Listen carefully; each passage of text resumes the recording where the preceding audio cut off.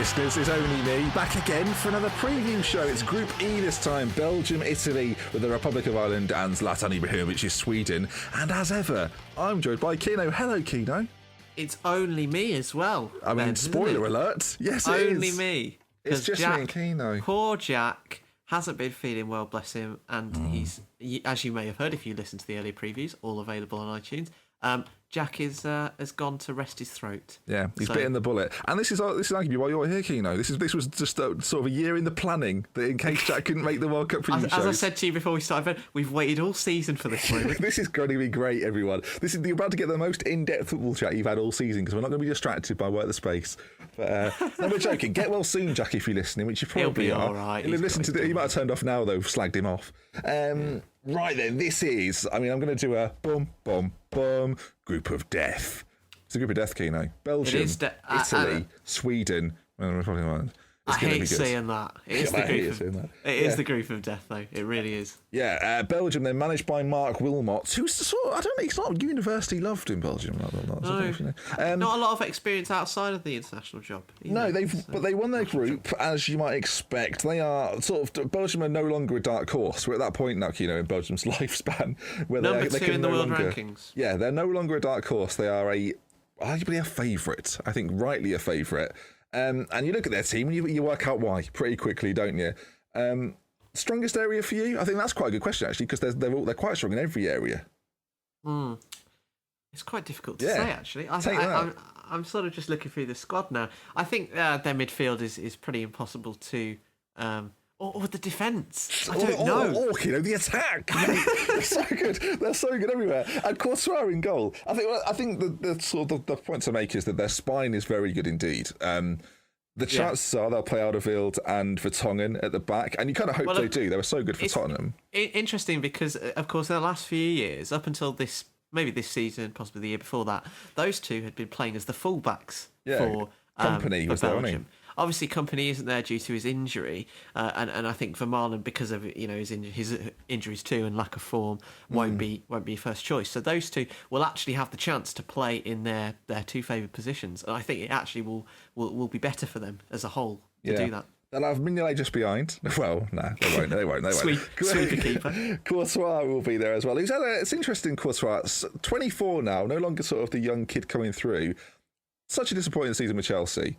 And I think he'll want to try and prove a point that he still is considered one of the better keepers in the world. I mean, he's not the only Chelsea player in this side.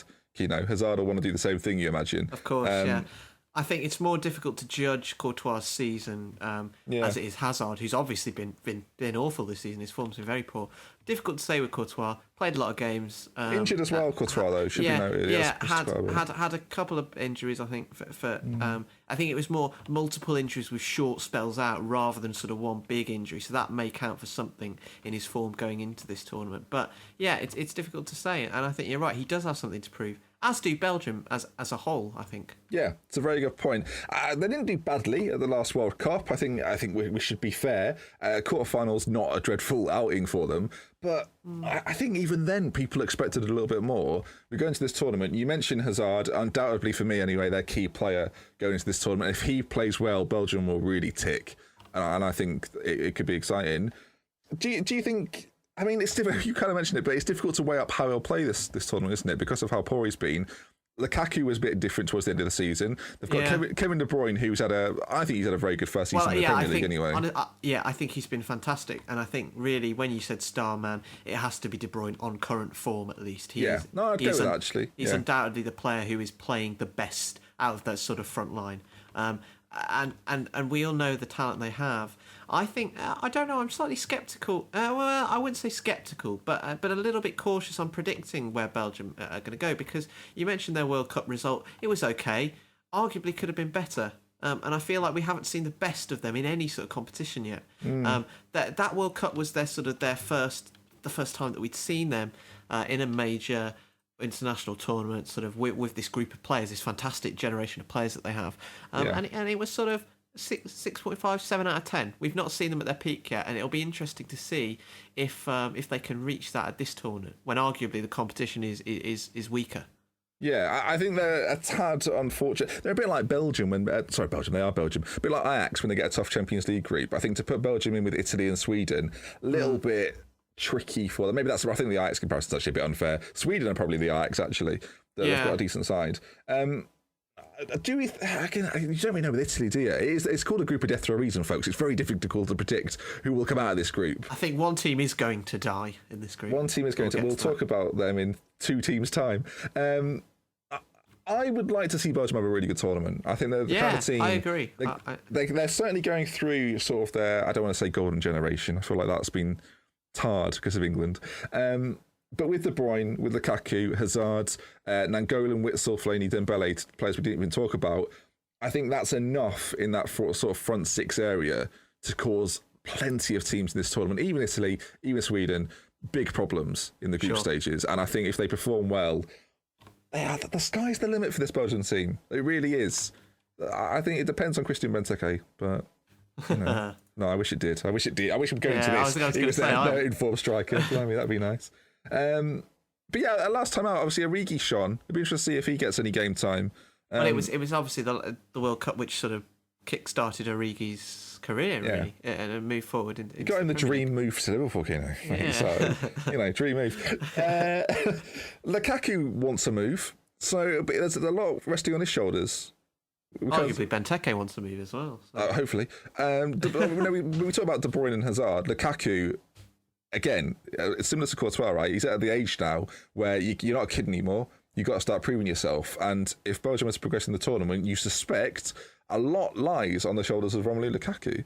Yeah, I think if you mentioned the sort of how strong they are across all the areas, I think the forward line and goal scoring in particular, maybe not chance creation as they have so many creative players, but the finishing is the one thing that I would really sort of maybe say, is it there? Because as you mentioned, Lukaku has been fantastic for probably the 2/3 of the season just gone, tailed off a little bit towards the end with Everton's form. Benteke has been stop-start at Liverpool, as has Origi, although he did sort of become that main man for Liverpool in the second half of the year under Klopp. Yeah. So I would say it is that sort of finishing. Interestingly, Benteke is the oldest forward player there. He's 25, whereas Lukaku's still in 23, Origi 21.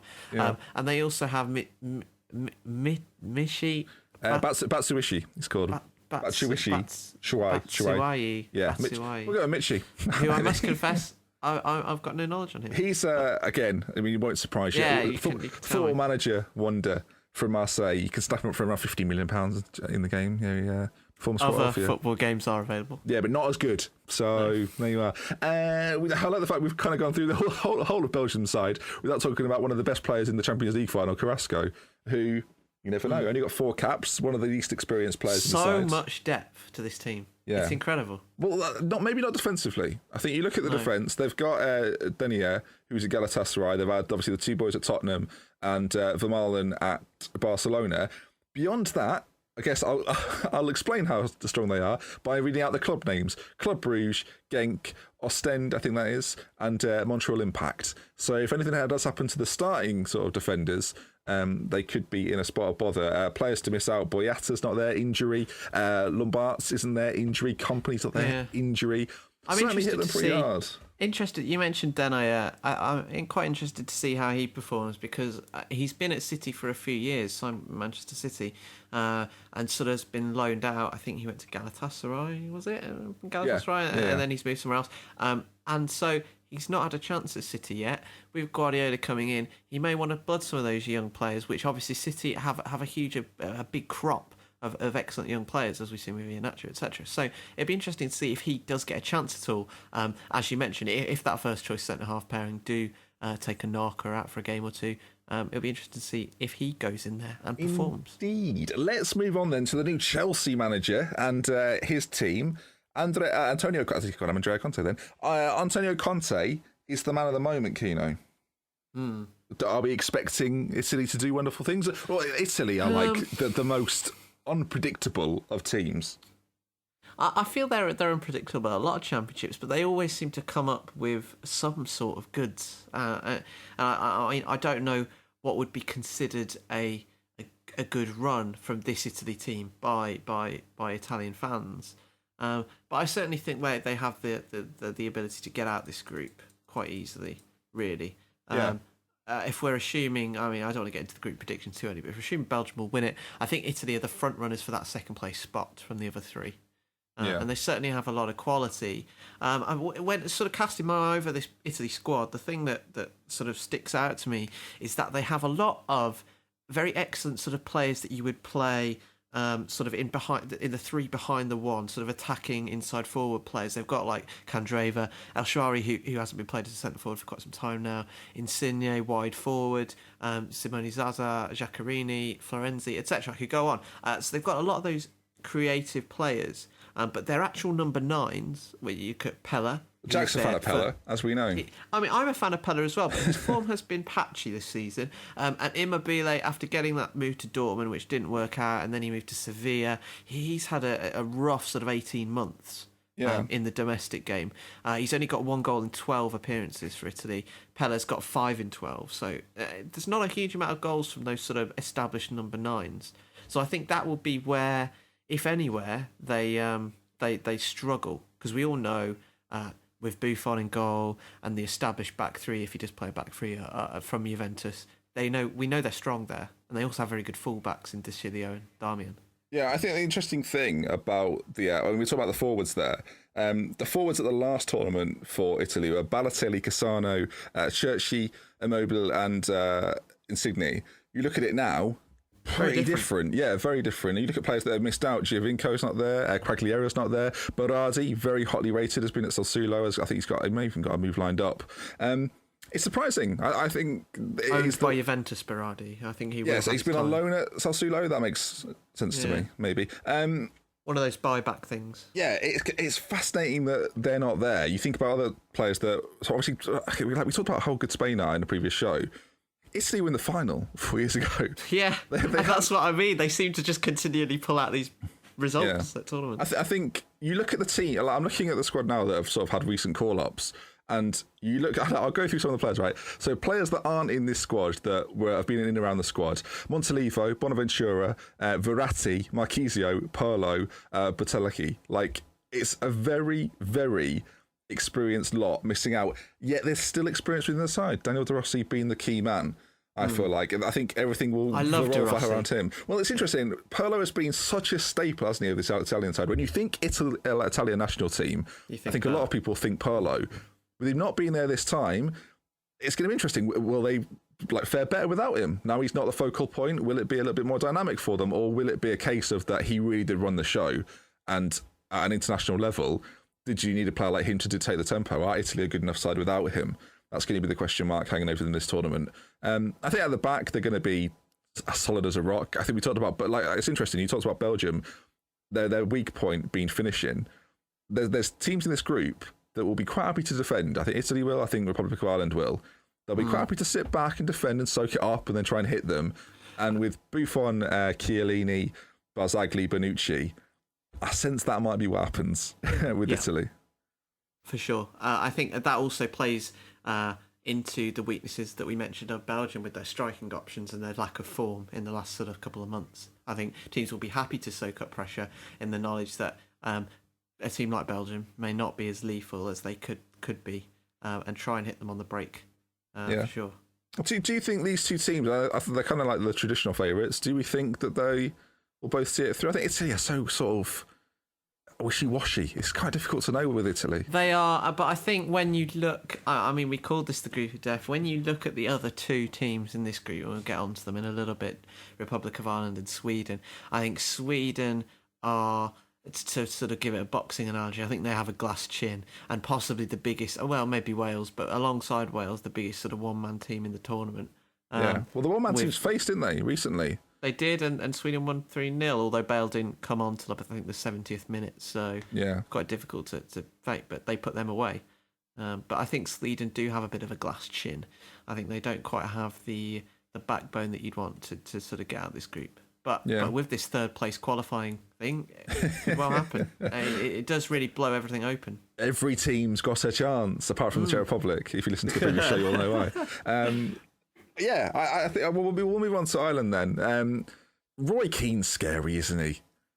I know that's a really weird place to start, but he's looked angry this week. He successfully scared most of the players at the Villa in about a month of being there, so arguably we're still recovering from that. They're still recovering. That was part of the downfall, was that many of them were still getting over the sort of barrage of just abuse Roy Keane gave for not being good enough. I mean, Kieran Clark's in the squad. He was subject to that. I'm not sure how he feels about being there. Yeah, Kieran Clark will be sat on the bench, but quite far away from Roy Keane. I look forward to that. Martin O'Neill's definitely his favourite in the. Yeah, I think Roy Keane. I mean, has there ever been a better good cop, bad cop? I can imagine, right? If Ireland are winning at half time, Keane doesn't even bother going into the dressing room, right? I think Martin. I mean, this is a discussion for another time. I think Martin O'Neill's a bit of a stealth bad cop, actually, as well. Do you? Well, I mean, you're a former Villa. He's got a nice old man exterior, but maybe I'm bitter. But I think.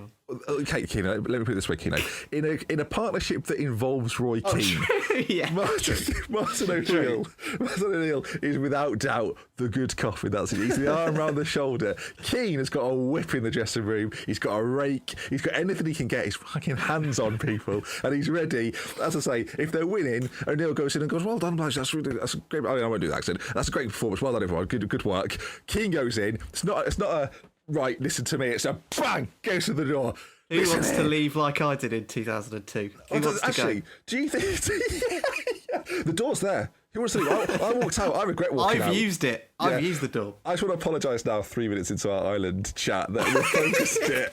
I mean, Jack's not here to pull this back on the rails. No, we've done this all on our own. Jack would be part of this. I feel like Roy Keane is a man that... He's either got two approaches, right, and it kind of depends in the manner in which they've lost.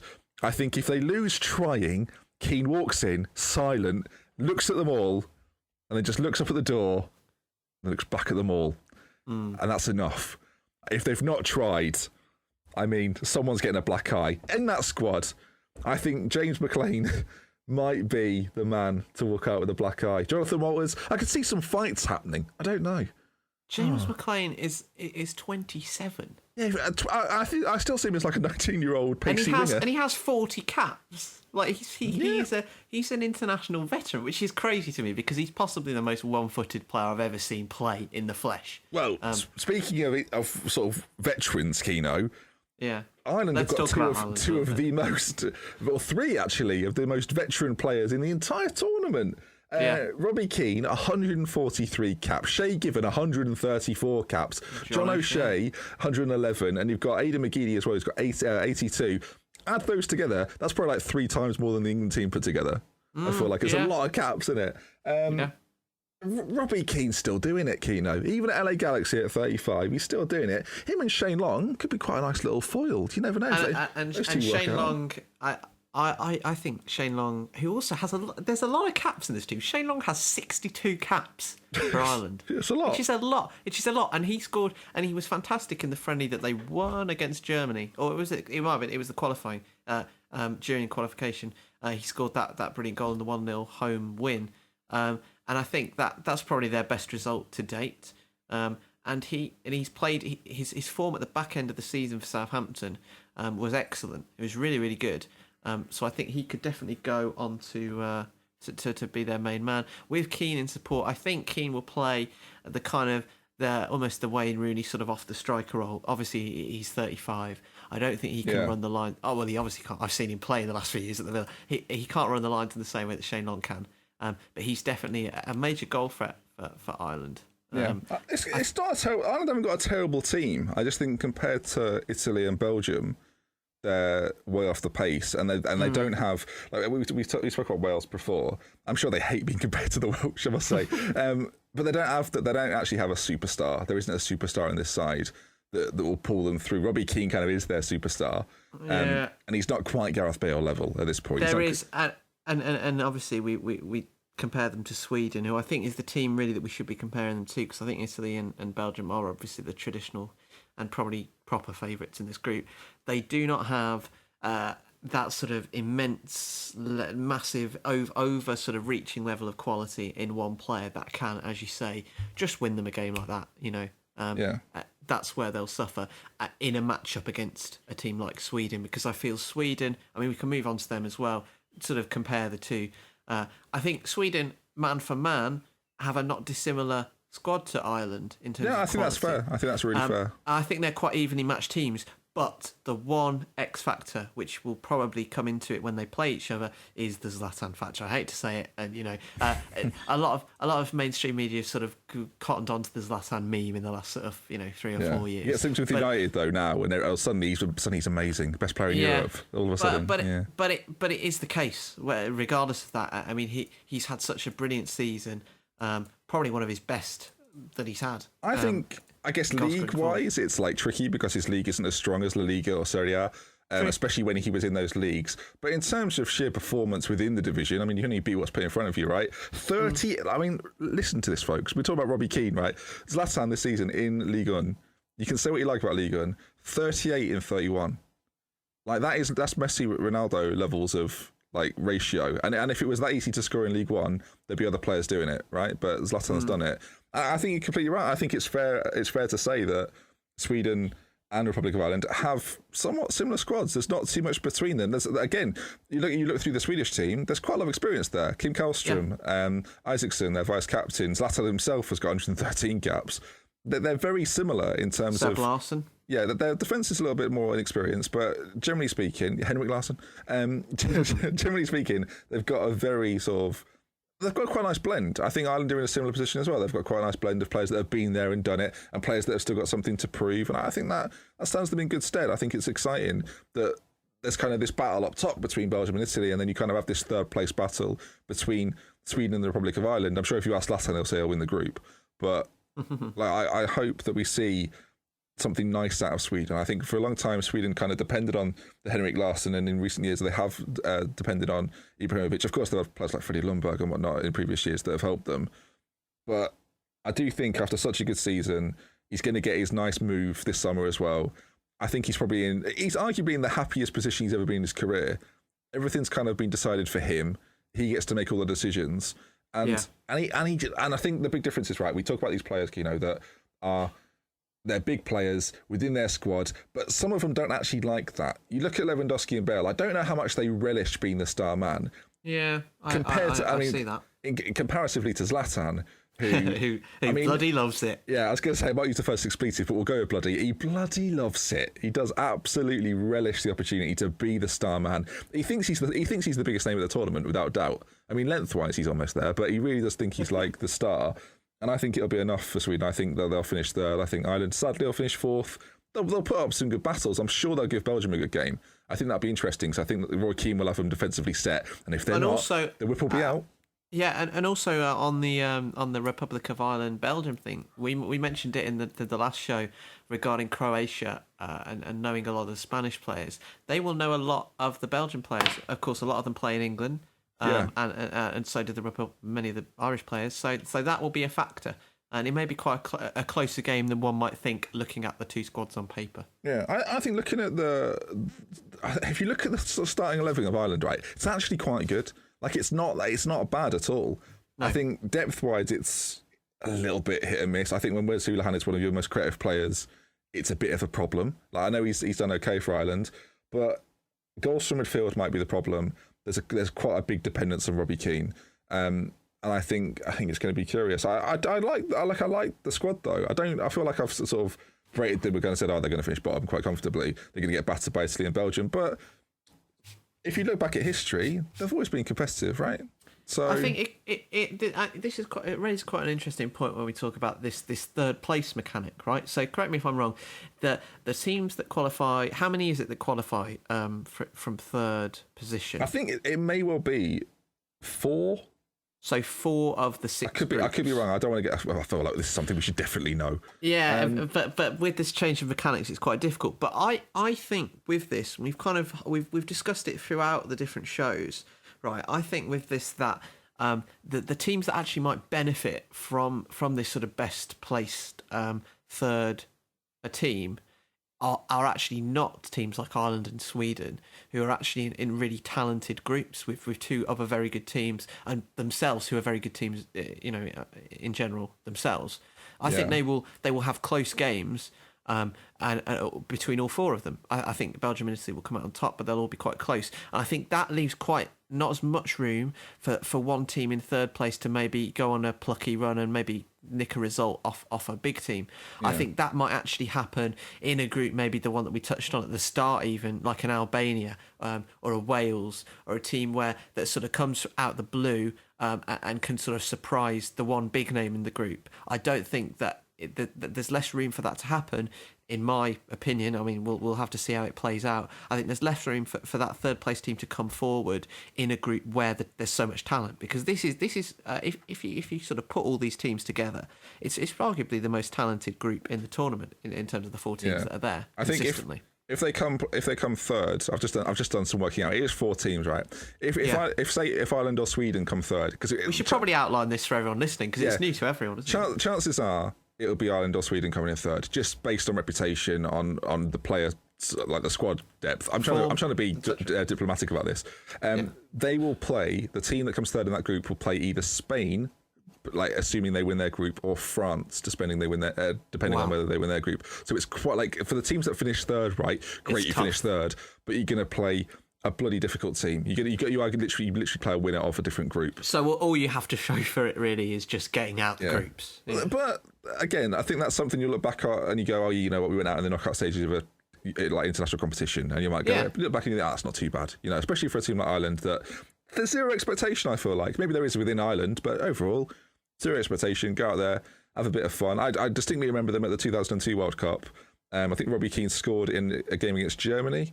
Might be 1-1 in that game, and it was like the greatest thing ever. I think they went out to Spain on penalties in that competition.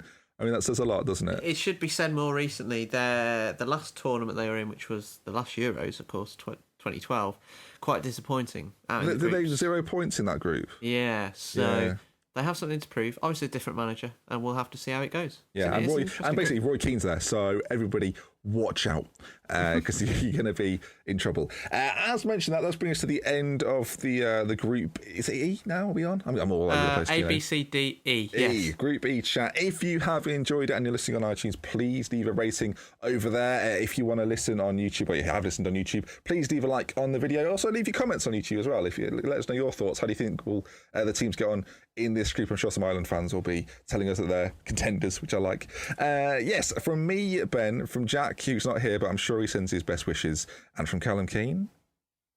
We'll be back in a minute to do the next one. We're making the most of this time without Jack to get through as much as we can. I'm enjoying this far too much, if anything. Right? No, that's it then. We'll see you again soon. With love, with care. From me up to Benji. Until next time, we'll see you again. Goodbye. For a little bit at the end, I'm just going to mention the social media stuff, because I feel like we haven't done it for a few episodes. Oh, yeah. Good idea. Twitter @ForTheFansShow. iTunes, search For The Fans Show. If you're not already listening on iTunes, go and listen on iTunes. It's important. They don't even have to search anymore, Ben. Front page, just iTunes, charts. We're in the charts. Good point, Keeno. Sports section, you'll find us. And if we're not there, at iTunes on Twitter, give them some grief, because we should be up there.